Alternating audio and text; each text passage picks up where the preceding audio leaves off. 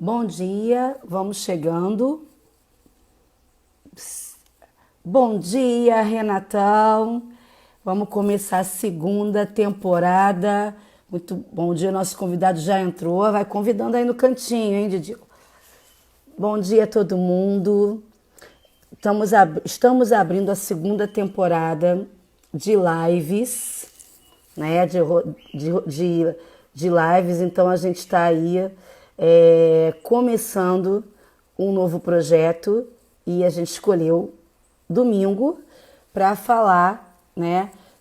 O tema de hoje, que é das quadras da educação física escolar para consultor do BBB. Então, quem é o nosso convidado de hoje é o professor Luiz Roberto Menezes, conhecido como Didil, tá? Graduado em Educação Física, bom dia para todo mundo. Graduado em Educação Física, pós-graduado em Recreação e Lazer, diretor da empresa Didil Eventos, docente do Colégio Padre Eustáquio, professor da pós Valorize.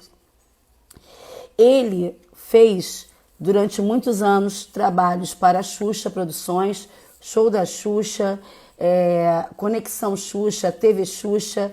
Ele também ele é consultor do BBB, do Big Brother Brasil. Depois ele vai dizer, acho que mais ou menos 20 anos, né, Didil? Também participa da equipe de criação dos quadros do Luciano Huck. Tem um quadro muito especial que acho que todo mundo já chorou um dia com esse quadro, que é a criação dele. Nós vamos falar um pouquinho sobre ele. É palestrante nacional e internacional. É o marido da Maura, o filho da Elizabeth, é amigo leal de todos os amigos e é um apaixonado pela educação física escolar, um educador de primeira, tá? Tá travando o meu som? Tá travando? Ele vai entrar e nós vamos conversar. Ricardo Maia, nossa, Maria Alice Coraza. Bom dia, Didi. Ah, bom dia, Renatinha, querida. Bom Tudo domingo, bem? amor. Tudo bem? Bom domingo também. Apaixonado com a live sua ontem. Ontem, Você e Bebete. amiga de muitos anos. Apaixonei. Tá A, certo. a próxima live vai ser com Mônica Tagliari também. Aí você vai ver o que é festa. Olha só, meu óculos Grande quebrou. amiga também.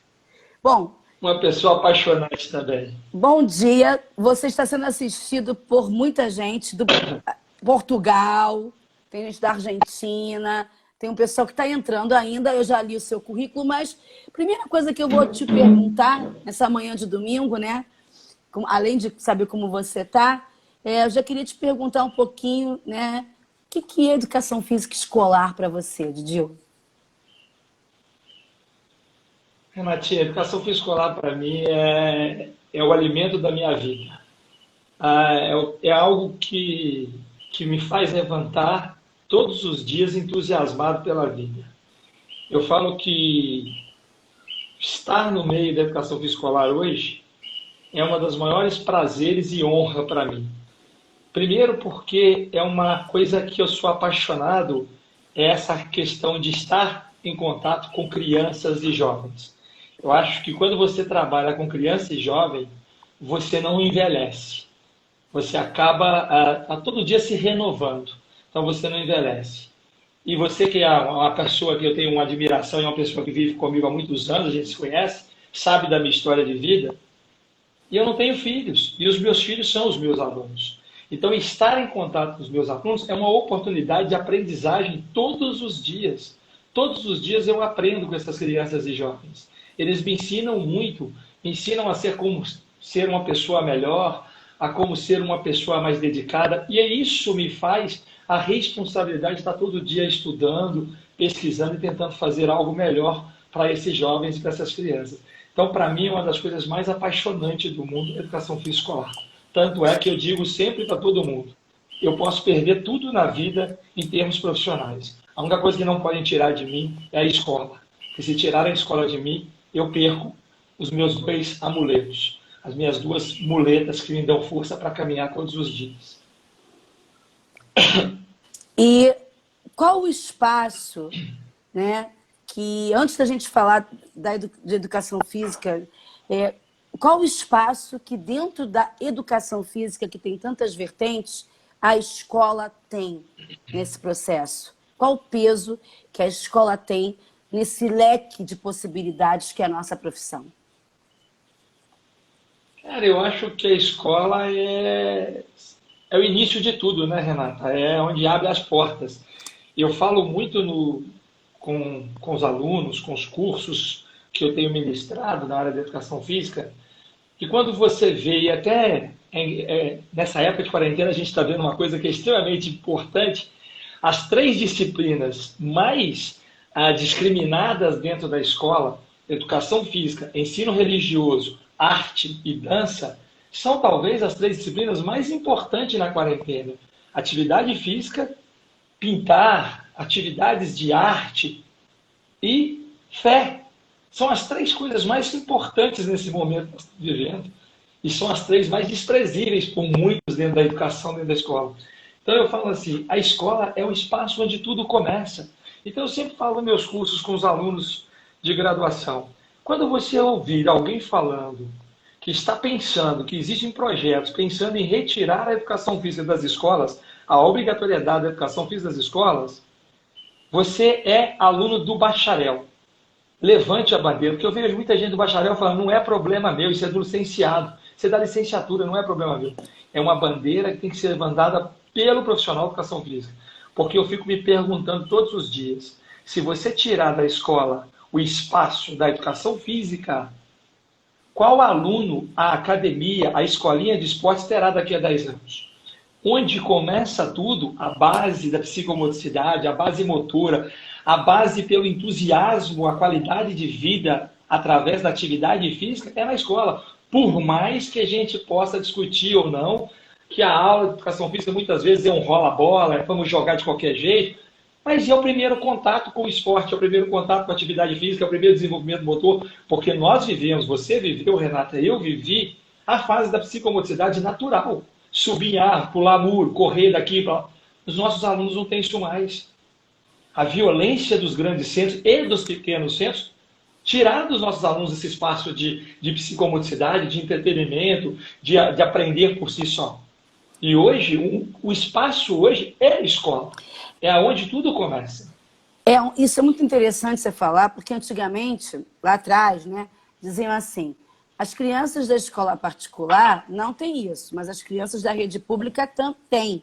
Só que hoje nem na rede pública. Por exemplo, no Rio de Janeiro hoje, as crianças estão confinadas devido às guerras do tráfico, dentro de pequenos cubículos com famílias inteiras. E também devido a uma antiga, né, porque agora o mundo está mudando, acessibilidade, também estão ligados em tecnologia. Então, esse corpo que antigamente naturalmente se movimentava, que eram as brincadeiras naturais, até se falava disso, né?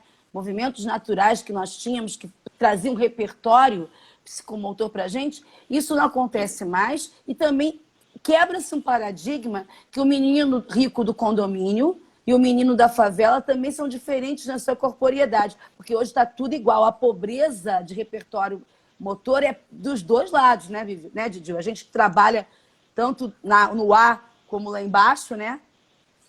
O que você acha disso Ontem, aí? inclusive, nós vimos um rico sem habilidade motora. Nós vimos ontem, tem uma bela pegada, como vocês disseram, mas ele não tem habilidade motora. O ritmo é terrível. Mas eu acho, né? E ela que veio de Juazeiro de subir em árvore. Tem habilidade motora. Mas eu acho que é isso mesmo. Hoje nós caímos no presídio, né? Hoje nós estamos num presídio hoje. Seja ele grandes centros, seja ele pequenos centros, mas as crianças hoje estão presas dentro de casa, e mais agora do que nunca. E é necessária essa prática da habilidade, e hoje é a escola. A escola é o caminho, é o início, é a primeira oportunidade da criança. Então, acho que é fundamental. E eu acho que essas atividades que a gente falava, atividades naturais, eram importantes. Poxa, quantas pessoas que a gente tem hoje, quantos jogadores a gente tem hoje do vôlei, do basquete, que vieram dessas brincadeiras de rua, né, que surgiram, assim, o esporte entrou na vida deles através da rua. da brincadeira de rua, desse espaço livre que eles tinham. Hoje, quantos nós tiramos aí? Eu não estou nem dizendo atleta de ponta, até pessoas que falaram, eu comecei a minha vida como buscar o esporte como qualidade de vida, porque eu conheci lá na pelada, lá perto da minha casa, na rua. Não. Hoje é porque a escola tinha um professor de educação física que me orientou, um professor que me deu o conselho, que me indicou alguma coisa. Então começou tudo ali. Hoje é diferente, hoje é na escola onde começa tudo. Então a nossa realidade é muito hoje. É engraçado isso que você está falando, Didi, porque assim, até na faculdade de educação física, eu lembro que a minha turma da faculdade, metade era atleta ou metade estava fazendo educação física porque teve uma boa educação física na escola. E hoje você chega na graduação e faz essa pergunta e muitos não têm essa referência. E aí vem a minha pergunta para você. Por que que o professor de educação física escolar é tão desvalorizado hoje?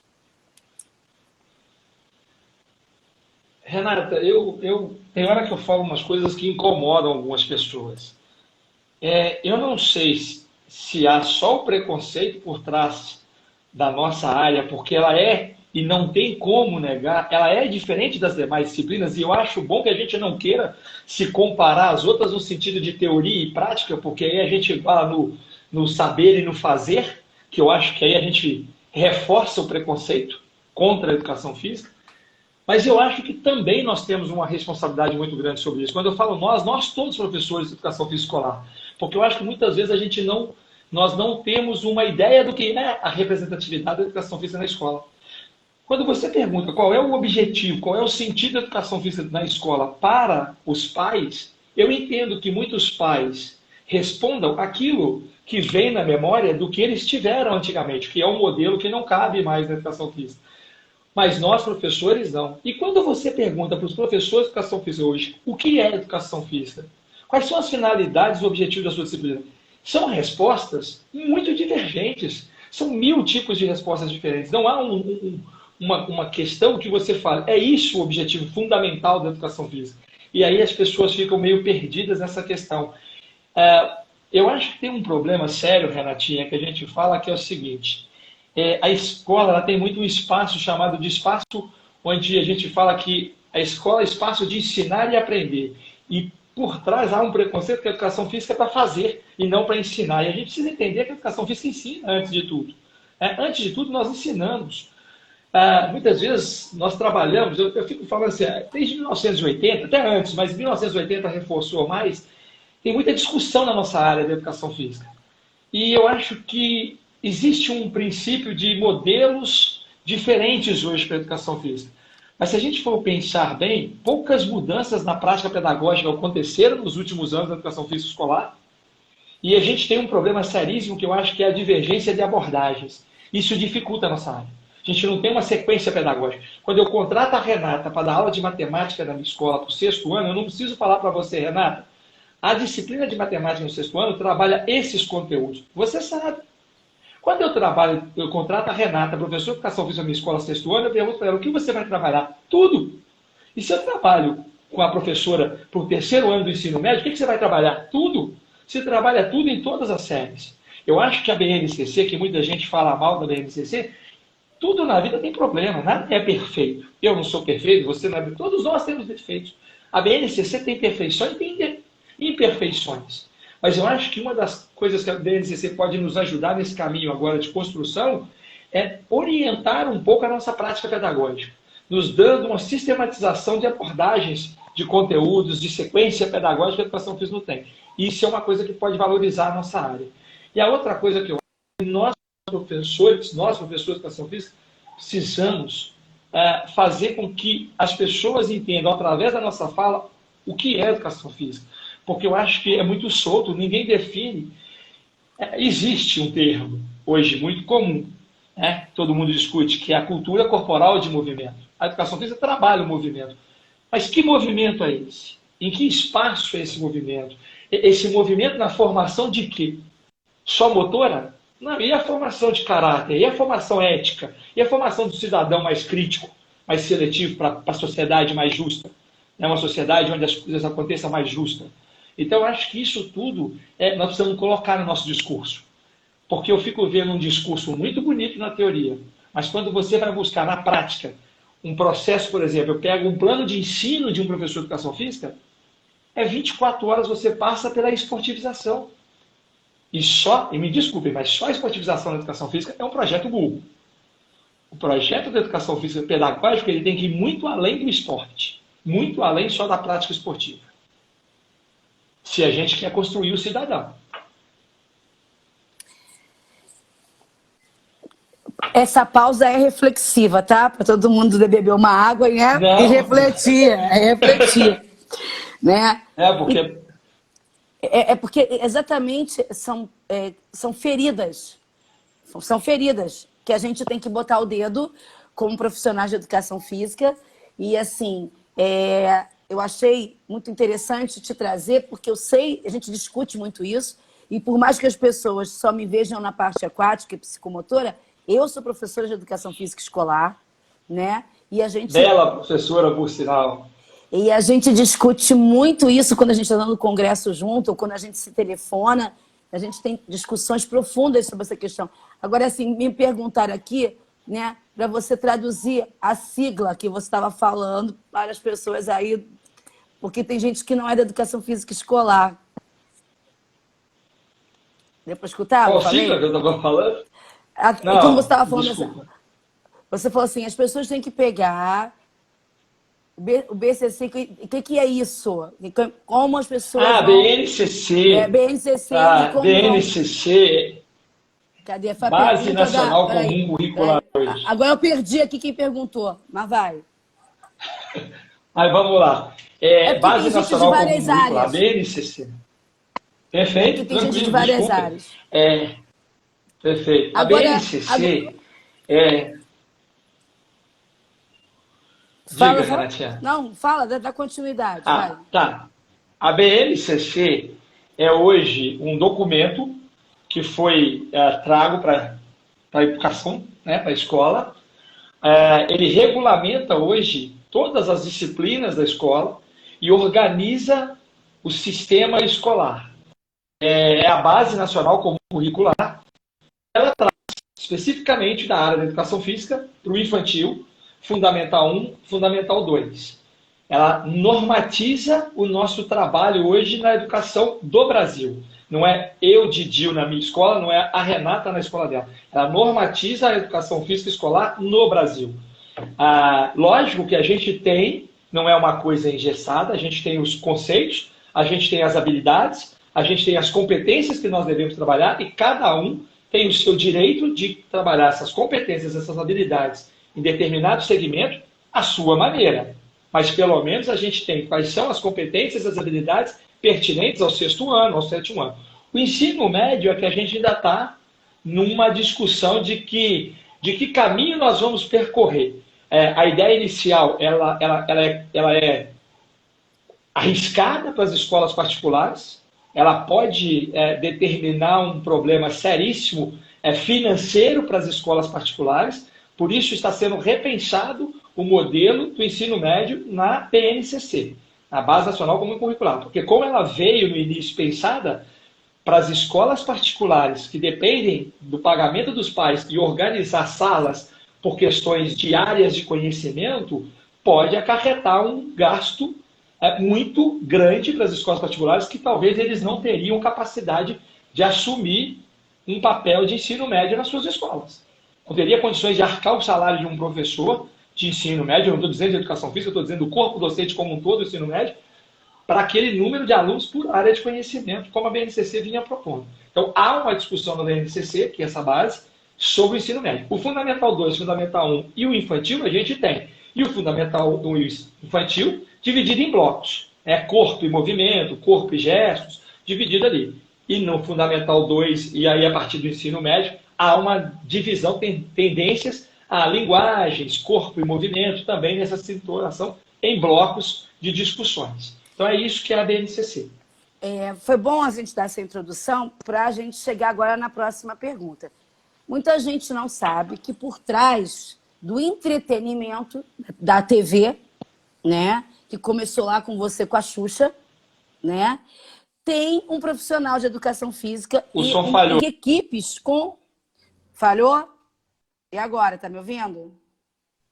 Não, não estou te ouvindo. Tá me ouvindo? Me ouve, Didil? Tá me ouvindo? Tira o fone. Tira o fone. Vou... Tá baixinho, tá baixo. Aumenta o som. Mas aí, de repente, é o seu som, porque o meu... Peraí.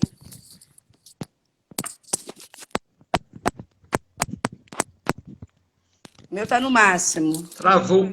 Travou? Sai você. Estão escutando o meu som aí, por favor? Alguém está escutando o que eu estou falando? Se tiver, manda um ok pra gente, por favor. Manda um ok pra gente, porque eu tô escutando super bem. Eu não estou escutando o som seu, Renatinha. Tira o fone, então. Vê. Tá me ouvindo? Estou te ouvindo agora. Pode falar, Renatinha. Vamos lá. Vamos lá. Então, foi bom você dar toda essa introdução para a gente agora entrar, né? Quando que o seu grande laboratório, né? Que você, a gente sabe disso, virou o entretenimento na TV, né? A partir da tua história com a Xuxa. E isso é importante as pessoas saberem que por trás do entretenimento tem um profissional de educação física, numa equipe que tem profissionais de educação física.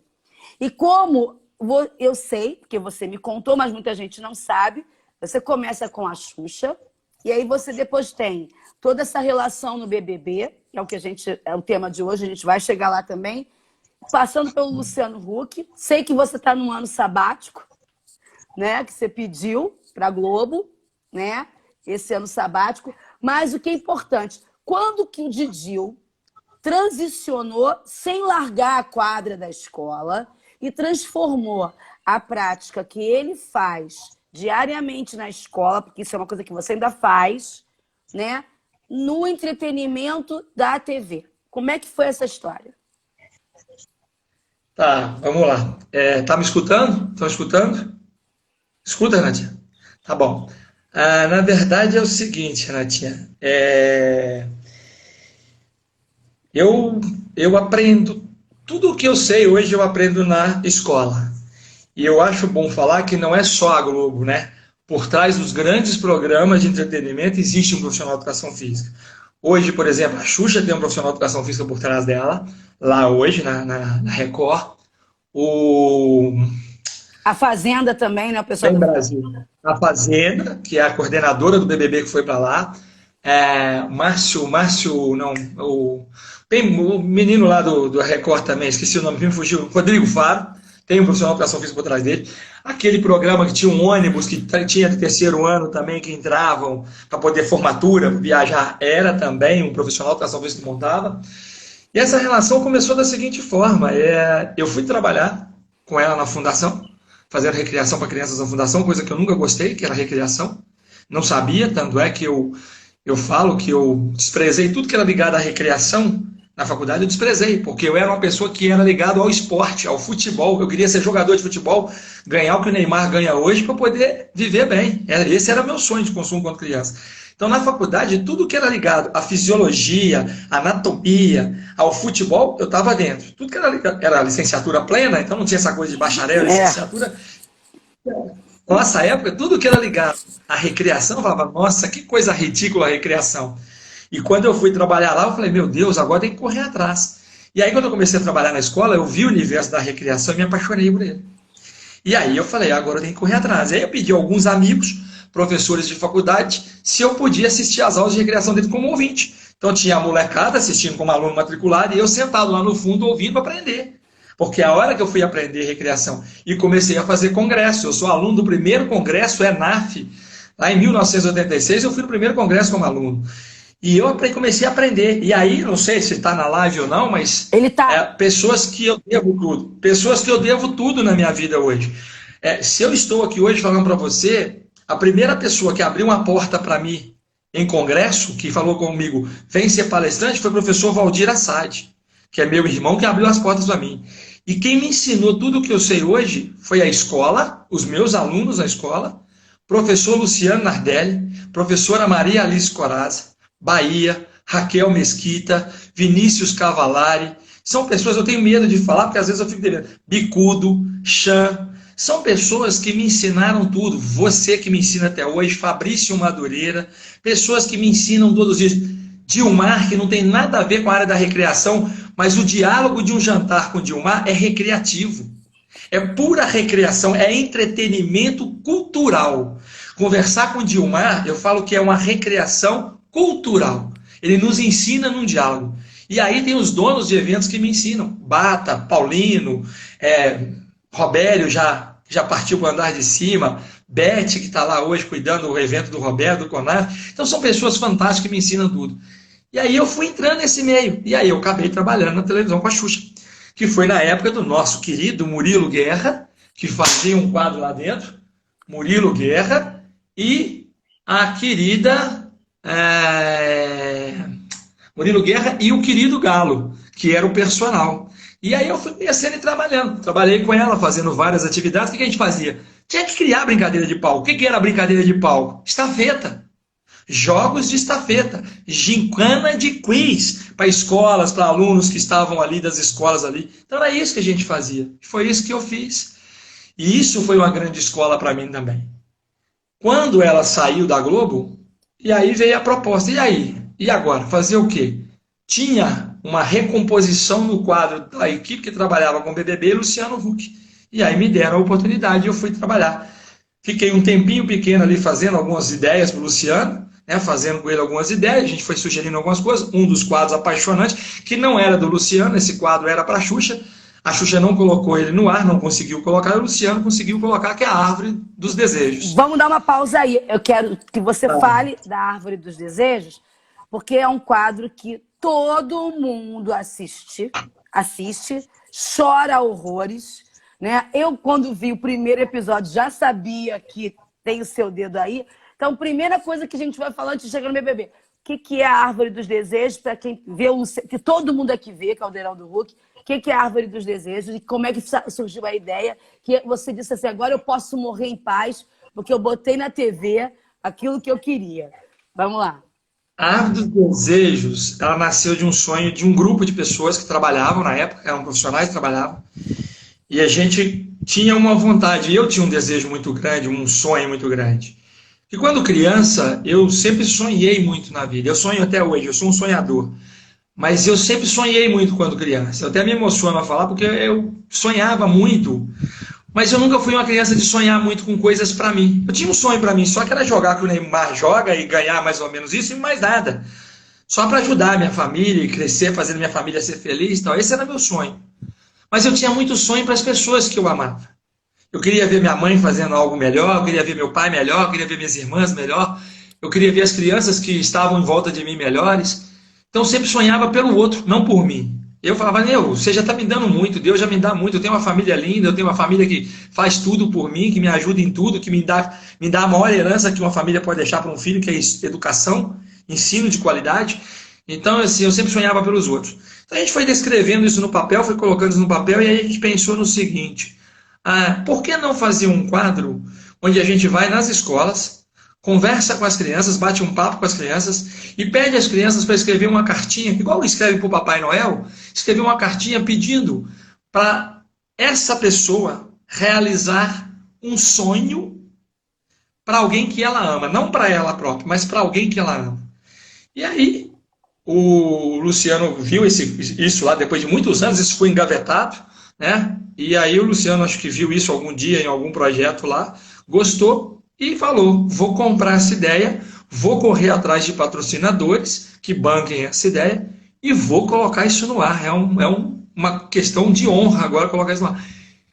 E para minha surpresa isso foi ao ar mesmo. Eu nem esperava mais, para te falar a verdade, eu nem lembrava que isso existia mais esse projeto.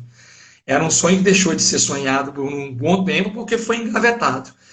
Quando você tem um sonho e alguém te corta, muitas vezes você deixa de sonhar com ele. E eu deixei de sonhar com esse sonho. E quando eu vi isso nascer no primeiro dia, eu lembro que depois que acabou o programa eu te liguei e a gente chorou muito junto, a gente conversou e chorou muito junto, porque eu vi crianças que, como eu lá atrás, sonhavam por outras pessoas. E eu vi um cara que tem o poder da mídia por trás dele financeiro, para realizar esses sonhos. Lógico que a gente foi numa escola e começou no interior de Minas Gerais, aqui, né, em Pinhuí. A gente abriu o programa numa escola de Minas Gerais e a gente queria realizar o sonho, e eu acho que é o desejo de todo mundo, realizar o sonho de 50 mil crianças. Eram 280 crianças que escreveram. Só realizou de 100, de 6. Mas foram 6 que realizaram. E o maior não é a realização. É dizer, como ninguém esperava e realizaram de 6, os outros 274 que não foram realizados, acreditem como esses 6 acreditaram, que um dia vai ser realizado.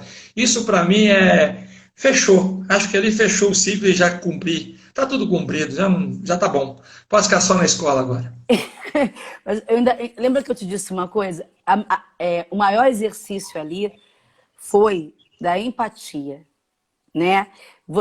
Da criança exercitar e escrever uma coisa que está faltando no universo, que é deixar de olhar para o próprio umbigo. Acho que foram 6 desejos realizados por programa, mas um exercício de 200, 250 crianças de botarem no papel e dizer assim, eu não estou pensando em mim, eu estou pensando no meu amigo, na mãe do meu amigo, no meu pai, no meu avô, no meu tio. E eu acho que é esse o nosso papel da educação física escolar também, né? Eu liguei para você na hora e toda vez que vai ao ar eu choro horrores, porque eu sei que por trás disso tem você, tem a tua alma e tem um profissional de educação física que é da escola. E você falou, Renata, agora eu terminei meu ciclo, quero voltar para a minha escola e dar aula, né? E é o que você faz todos os dias, né? E é lindo mesmo. Quem ainda não viu, gente, vai no Google Play, pega e assiste um episódio, né? Mas além da Árvore dos Sonhos, a gente agora vai entrar no BBB. Amanhã é a grande final. Não vou perguntar para você para quem você está torcendo. Para quem eu estava torcendo saiu ontem, então, né? Então, tudo bem. Mas vamos lá. Como é que você pegou essas atividades e foi transformando? Inclusive, você faz homenagens também a profissionais de educação física, como você fez na primeira prova desse ano, a uma amiga nossa, que foi inspiração. E outra coisa que você faz muito, você não se apropria de nada como seu. Quando a ideia não é sua, você fala, eu me inspirei em Luciano Nardelli, eu me inspirei em Maria Alice Corazza, eu me inspirei em Valdir Assad, que eu acho que também está faltando um pouco isso no mundo. A gente ter gratidão, humildade de reconhecer que nada é tão novidade que alguém não tenha pensado antes, apenas a gente vai criando uma roupagem para aquilo, né? Então, conta pra gente como é que foi nascendo a educação física escolar como entretenimento no BBB. Tá, vamos lá. Primeiro, antes de falar exatamente disso, eu queria só colocar o seguinte, eu acho que ninguém peca por ser ético na nossa vida, e eu acho que é um dever, eu acho que não é feio, é muito bonito, inclusive, você copiar as coisas belas dos outros. Eu acho que é maravilhoso isso. Eu só acho que as pessoas precisam ter ética e citar as fontes. E é isso que eu aprendi na vida. E eu cito sempre, né, como a primeira prova que você falou, da nossa querida Vani, né, que é a menina que trabalhava com o Raul. Eu conheci ela trabalhando com o Raul no ENAF, eu era aluno do ENAF, e o Raul Ferreira, grande mestre do Rio de Janeiro, dando uma aula de educação escolar, e ela trabalhando junto. A Vani, não, aí eu me apaixonei. Nancy Pimenta. Nancy, desculpa, Vania é do Vinícius Cavalari, Nancy.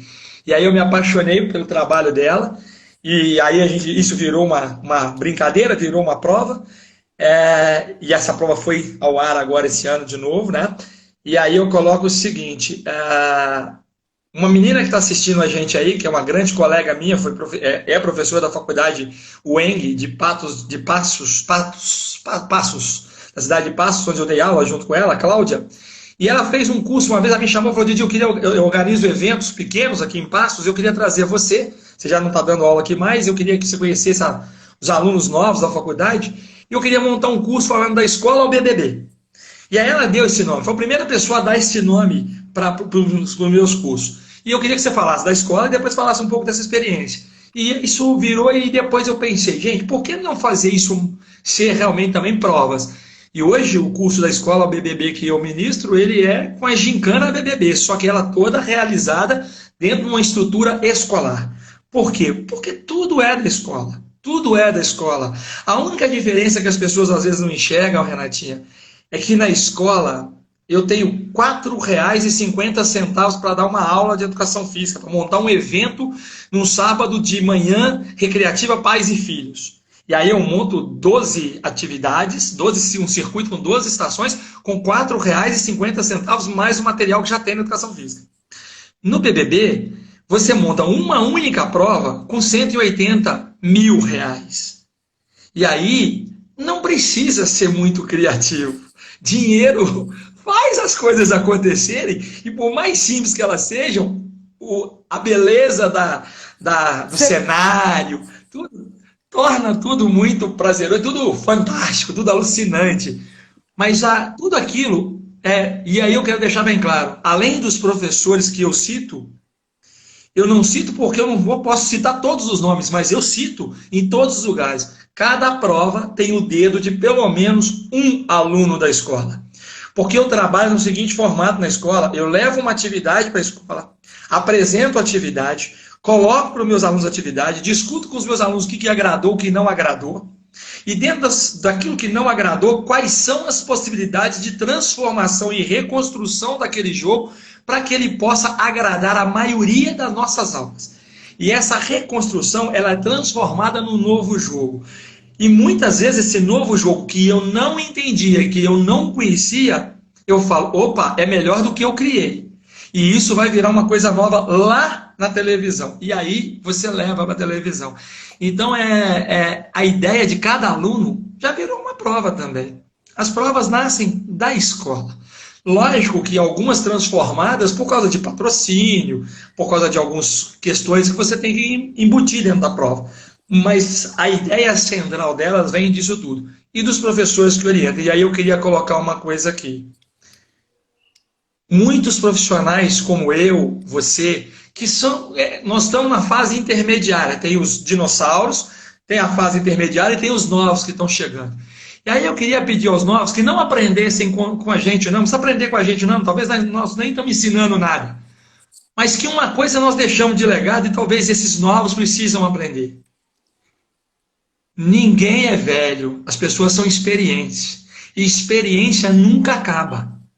Então nunca menospreze essas pessoas que abriram as portas e são responsáveis por nós existirmos. Nesse universo da circuito de palestras, cursos, congressos, nesse meio. Nunca despreze. Porque eu tenho visto muita gente novata batendo no peito, falando que sou eu, mas só apresentam aquilo que os nossos mestres apresentaram. Nada de novo. Até aí tudo bem. O pior é que bate no peito e fala que é dele e não cita as fontes, que são os nossos mestres antigos. Ninguém peca por ser ético na vida. E tem lugar para todo mundo. Ninguém precisa atropelar nada. Tem lugar para todo mundo. Ninguém é insubstituível. O BBB vai até 2024. O contrato da Globo com o BBB é até 2024. Não sei se ele vai, mas é. Dependendo de eu continuar ou eu não continuar no BBB, o BBB vai ser sempre o BBB, as provas vão ser sempre legais, porque o profissional de educação física entrar ali é porque tem competência e vai fazer com paixão e com amor, como qualquer outro que estivesse ali faria. Não sou eu, é a paixão e o amor que faz aquilo acontecer. Cita uma prova clássica do BBB que você fez, que esse BBB tá sendo meio retrô, né? Revivendo coisas. Totalmente. Isso, totalmente. Cita uma prova... Tem uma curiosidade do BBB que ninguém sabe. Você foi um dos responsáveis de melhorar a qualidade da explicação das provas. Para quem não lembra, antigamente o Bial explicava as provas e várias vezes tinha que voltar. E aí você que criou aqueles personagens ali numa conversa com toda a habilidade que você tem, porque você é muito humilde. Conta pra gente por que aqueles personagens começaram a aparecer para explicar as provas. Isso é uma curiosidade. Só quem tá na nossa live vai saber. Eu sei porque eu sou sua amiga. Na verdade, nós tínhamos um grande líder e o nosso grande coordenador, que era o Marcelo, E o Marcelo é um cara ligado à recreação, Marcelo Chocolate, que era o cara que coordenava toda essa área dentro do BBB, e hoje está nos Estados Unidos, trabalhando pela Globo Internacional, foi transferido por lá, deve estar chegando aí o ano que vem de volta ao Brasil, mas está trabalhando na Globo Internacional. E o Marcelo, ele falava, meu Deus do céu, nem nós que criamos as provas, quando o Bial fala, nós entendemos a prova. E aí entra o que eu falo da pessoa ser extremamente inteligente, cult, mas ter humildade, que é de reconhecer o seguinte, cada um no seu quadrado. Não é a minha praia a recreação. O universo de prova não é a minha praia. O Bial sempre falou isso bem claro. E aí o Bial falou para o Marcelo, eu não vou mais apresentar a prova. Pega alguém da equipe e coloca aqui para a pessoa falar na hora. E aí o Marcelo falou com a gente. Falei, Marcelo, eu tô fora. Eu nunca gostei. Você sabe, Renato, eu até queria pedir um parênteses aqui, o seguinte. Algumas pessoas me convidam para fazer live e às vezes eu fico com uma resistência, as pessoas acham que o Didil é metido. Você me conhece e sabe da minha simplicidade. E você sabe como foi a resistência para vir para essa live. Porque eu sou terrível, eu sou tímido ao extremo. Fazer vídeo, para mim, é uma das coisas mais complexas do mundo. Eu dou aula, eu falo em congresso, eu falo para grandes públicos, mas não me põe na frente de uma câmera que eu tremo. Desde ontem você sabe quanto eu estou te ligando e quantas vezes eu te ligo. Renatinha, pelo amor de Deus, vamos fazer essa live mesmo. Eu sou muito tímido para isso. Eu tenho muito medo da câmera, eu não gosto disso. Então eu falei, eu tô fora, Marcelo, eu não vou aparecer de maneira alguma. Agora, uma ideia que a gente pode ter, e a equipe toda, nós todos sugerimos, e a ideia é, Marcelo, vamos fazer o seguinte, pega a prova, na hora que a gente fazendo a prova, montando a prova e testando a prova, pega os dummies, coloca eles para testar a prova fazendo e a pessoa filmando, edita isso e põe numa televisão para quem é para os brothers assistir lá na hora. Ao invés do Bial explicar, ele mostra na televisão para os brothers, eles assistem lá, e aí a prova está explicada. Qualquer dúvida que tiver, pergunta na hora e esclarece. Mas não precisa ele ficar explicando mais, porque a prova que ele explica nem nós que criamos entendemos. E aí foi transformado desse jeito que hoje tem os dummies aparecendo, fazendo as provas. Essa história eu não podia deixar de contar. E assim, isso é papo, gente, é inédito da live, são coisas de bastidor. Assim, uma prova assim para você inesquecível do BBB. A Árvore dos Sonhos é a prova da sua vida. Uma prova do BBB inesquecível para você. Ou que deu muito trabalho, ou que foi legal, ou que te frustrou. Não, olha, eu vou falar para você assim, eu vou te falar uma que foi, trabalho todas elas dão no sentido de você ter que construir alguma coisa, mas como você já tem uma bagagem, um repertório de alunos que te ensinaram, de professores que te ajudaram, você tem um leque ali, elas acabam se tornando mais tranquilas. Eu não vou falar de trabalho, eu vou falar talvez de um momento a ser repensado que eu até achei esquisito trazer de volta para o BBB 20. Uma que talvez a gente teria que ter repensado realmente é o Quarto Branco. O Quarto Branco, ele deixou o ano retrasado de ser um processo dentro do BBB, porque o Conselho Federal de Psicologia entrou com um processo contra a prova do Quarto Branco, porque aquilo é jogar o estresse ao máximo, a adrenalina ao máximo e mexer com o psíquico das pessoas. E as pessoas assinam um contrato que estão entrando ali, que estão correndo os riscos e tal, mas mexer com o sentimento psíquico da pessoa é muito complexo. E aí entraram com um processo. Então essa foi uma prova que talvez a gente teria que ter pensado um pouco quando a gente foi fazer e ter tido um pouquinho mais de bom senso, talvez. É que a gente viaja muito, a gente quer complexidade mesmo. Muitas delas são realmente para mexer com esse lado das pessoas, né? Mas eu acho que essa é uma. E uma outra que eu acho também complicada, não sei se ela não é que ela deu trabalho, mas ela foi difícil de ir ao ar. Foi quando eu queria fazer era uma tirolesa, onde a pessoa descia de pendurada pelos pés, de cabeça para baixo, e tinha que jogar uma questão num alvo que estava embaixo. Só que para pendurar essa pessoa era com a propaganda da Superbond. E aí eu falei, Superbond não cola uma pessoa. Nós vamos ter que amarrar esse pé, só que vai aparecer o pé amarrado, e aí não vai falar que foi a cola.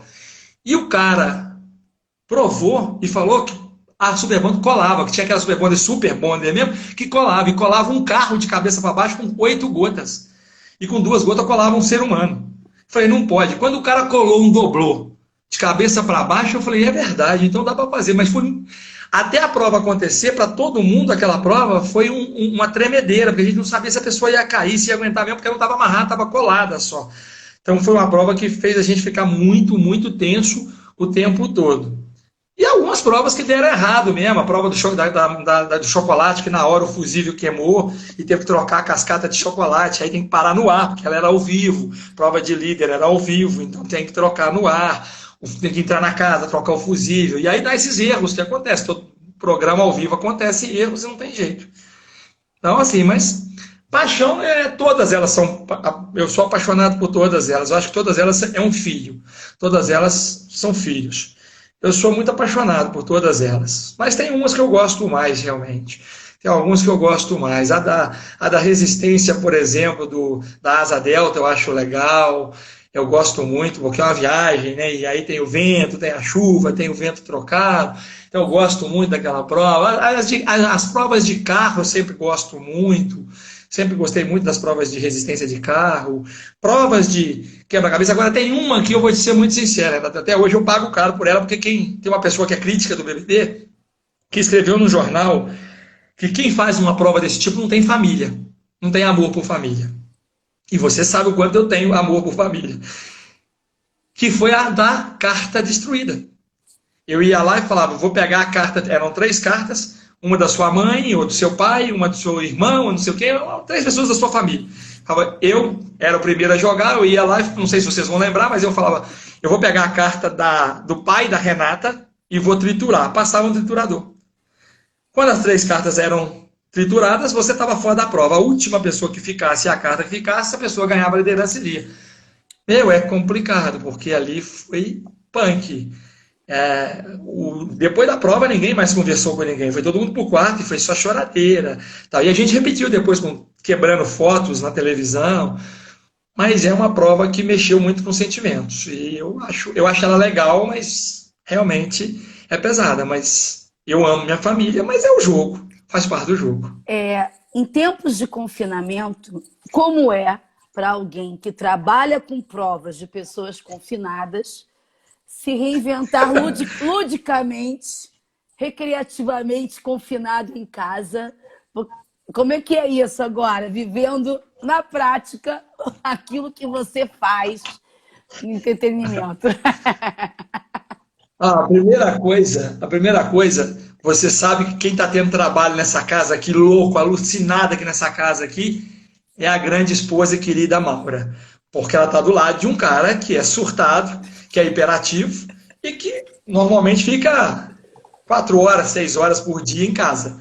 Então, a primeira providência foi colocar, eu moro no 5º andar, né, no 4º andar aqui, a primeira coisa quando começou a quarentena foi colocar grade em todas as janelas do apartamento. Essa foi a primeira providência nossa aqui em casa. E a outra é ter aulas com a esposa, que ela tem aulas de relaxamento. Você conhece muito bem a Maura, é uma pessoa zen, aí ela conversa, ela faz carinho, ela calma o coração dessa pessoa que vos fala, né? Então vai segurando assim. E aí, Renata, eu estou fazendo uma coisa que eu acho fantástica, que é de um cara que eu gosto muito, que é o Alvin Toffler, que ele fala o seguinte, que o grande analfabeto do século XXI não será a pessoa que não sabe ler nem escrever, e sim aquele que não sabe aprender, desaprender e reaprender. Então eu estou igual ao LX, eu desapeguei de tudo que eu conheço e estou começando a entrar no universo que eu não conheço, que é o universo online, que é o universo do EAD, à distância. Eu estou dando aula online durante a semana para os meus alunos no colégio que eu trabalho. Então, estou tendo que aprender a lidar com plataformas, a aula de educação física online. E estou tirando um tempo para estudar e criar. Estou criando algumas coisas. Eu não estou criando prova, não estou criando jogo, não estou criando brincadeira. Eu me propus a criar uma outra coisa, criar um projeto. E aí eu até conversei com você para você me orientar nesse projeto. Que é fazer, já que está na moda, e eu não sei mexer com isso, mas vocês estão me ensinando, que é fazer live para crianças em lar de espera de adoção. Então, são crianças que moram num lugar aqui, numa creche, que a gente não pode entrar lá, porque só pode entrar as pessoas que trabalham lá nesse tempo de quarentena, e a gente queria levar alguma coisa para essas crianças. Então a ideia é levar lives, a gente fazer uma live e levar gravado essa live para eles, que é uma live com o mágico, que já está fechado, para a gente fazer um show de mágica, teatro, uma peça de teatro infantil, uma live com música, que aí eu vou colocar meus brinquedos cantados, a pessoa vai cantar e os filhos dessa pessoa vão brincar na live, com os meus brinquedos cantados nos meus CDs, e um circo. Uma empresa que trabalha comigo com circo, que foi a mesma que eu postei na época no Facebook, que me ajudou muito a levar um pouco de sorriso. Uma semana depois do acidente de Brumadinho, a gente foi levar um pouco de sorriso, onde não tinha mais esperança de nada, então o circo foi lá e a gente montou uma arena de circo para essas crianças. Então, uma live só de atividade circense, ensinando a montar as... Então, eu estou criando projetos. E tem um amigo meu, meio maluco, que está criando uma aula, me chamou para participar, eu não entrei ainda, mas ele está fazendo, que é a aula Recreação Online.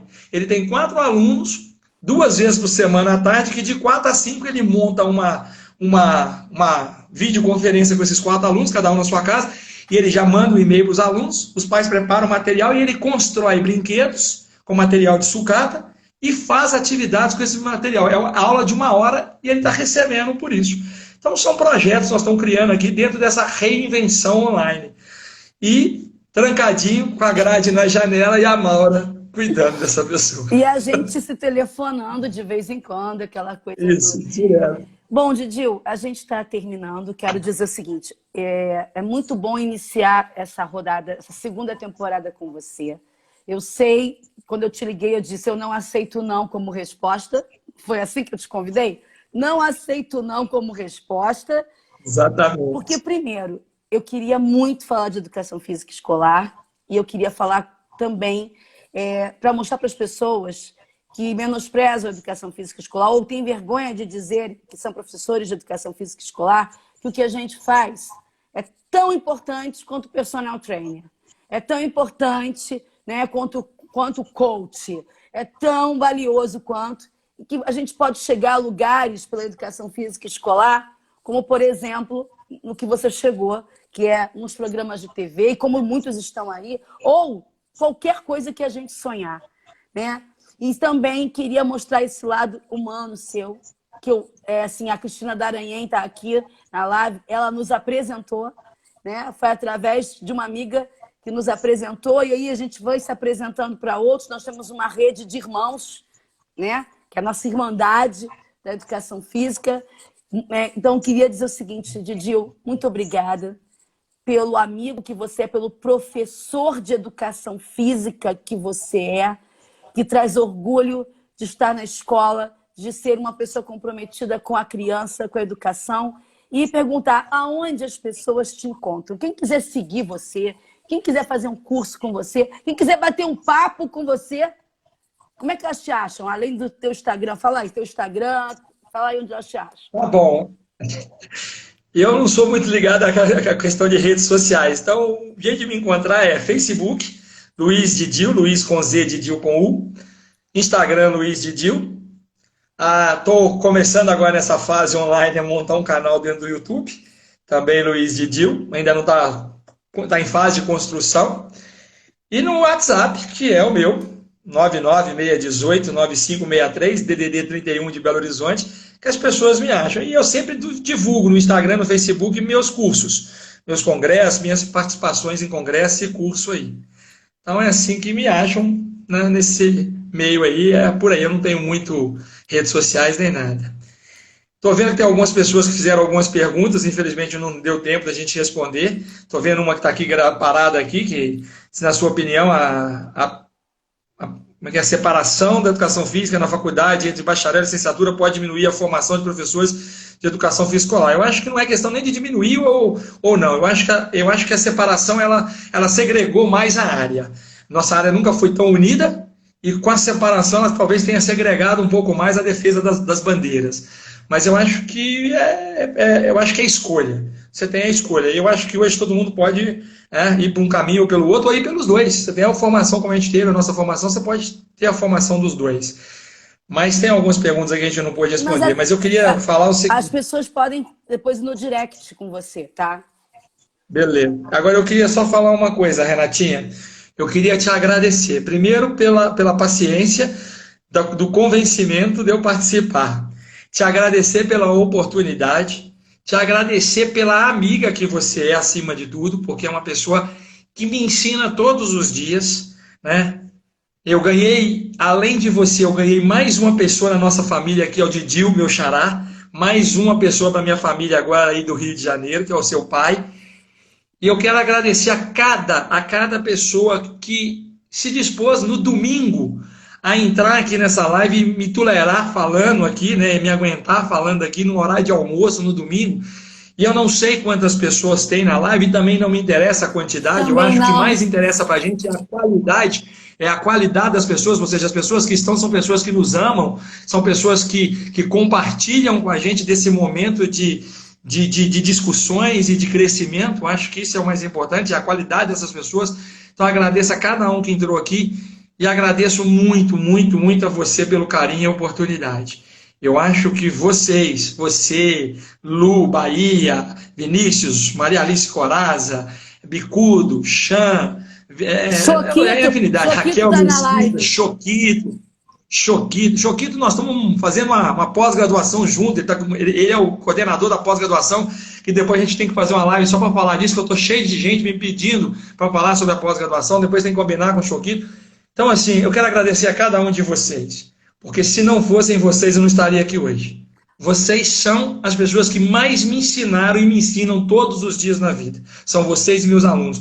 Eu sou uma coxa de retalhos construída a partir do conhecimento que eu tive com cada um de vocês e com meus alunos. Então, só tenha isso. E a minha família, a Deus que tem. E a Nossa Senhora, que eu sou devoto e que Nós somos. é a minha paixão na minha vida. Nós somos devotos. Além disso, tem um cara que entrou na live aí que eu queria só mandar uma mensagem para ele. Rapidinho. Em respeito a ele, eu não usei o manto sagrado, que ele pediu para me vir com o manto sagrado, que ele é do Rio aí. Queria que eu viesse com a camisa do Rubro Negro, mas eu venho só. Eu não uso aquele pano de chão, eu só uso camisa do Vasco da Gama. Do Rubro Negro eu não consigo usar. Ó, Beijo, Renatinha. meu pai te mandou, o meu pai, que é Didi, o teu xará, te mandou um beijo e falou: quando acabar a quarentena, eu quero tomar um chopp com o Didi. Aliás, E eu vou tomar esse chopp e vinho com ele. Nós vamos tomar chopp e vinho junto. Didi, como eu disse ontem numa live, eu dou muito peso para as palavras. Você sabe que eu amo você, você sabe que você é meu irmão. Eu amo a Maura também, mando um beijo, porque por trás de um grande homem, aliás, ao lado de um grande homem, tem sempre uma grande mulher, ao lado. E Com você. certeza. Então, eu te amo e eu abri nesse domingo com você, porque é pra gente abençoar o domingo. Bom domingo para todo mundo. A live vai estar salva. Te amo, meu irmão. Obrigada. Beijo. Fica com Deus. Te amo, Renatinha.